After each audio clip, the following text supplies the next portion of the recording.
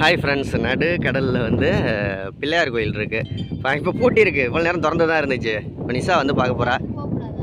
விநாயகர் கோயில் வேணாம் அவுக்காத தாண்டி ஜம்பிங் பண்ணி போயிரு. அப்படியே இல்லாட்டி ஏற்ற வழியாவா ஜம்பிங் பண்ணி வா. அப்படி ஏற்ற மாதிரி அங்கிட்டு நுழைஞ்சு வரலாம். இப்போ ஓகே ஃப்ரெண்ட்ஸ், நீங்களாம் வந்திருக்கீங்களான்னு சொல்லுங்கள். இந்த பிள்ளையார் கோயில் பேர் சிவகோடி விநாயகர் கோயில். ஓகேங்களா? தியா தர்னிஸ் அங்கே விளையாண்டுக்கிட்டு இருக்காங்க கடலில். கோயில் வாசலில் அப்படியே கடல் தண்ணி அடிச்சுக்கிட்டு இருக்கு. காற்று ஓவராக அடிக்கிறதுனால பேசுகிறது கேட்குதா என்னன்னு தெரியல. எந்த ஊர் அப்படின்னா என்ன ஊருடி? கோடியக்கரை.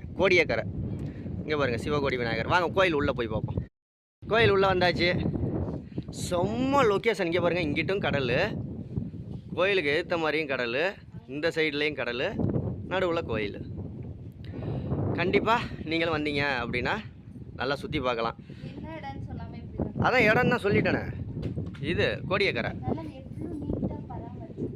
அப்போல நீட்டாக சுத்தமாக இருக்குது.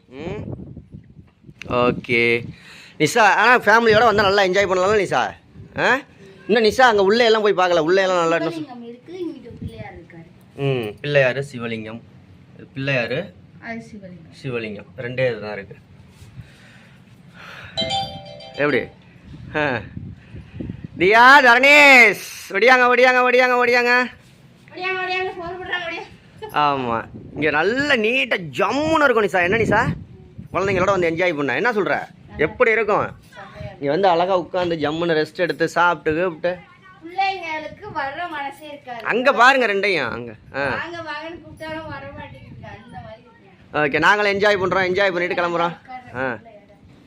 சூப்பர். ஓகே ஃப்ரெண்ட்ஸ், பாய்.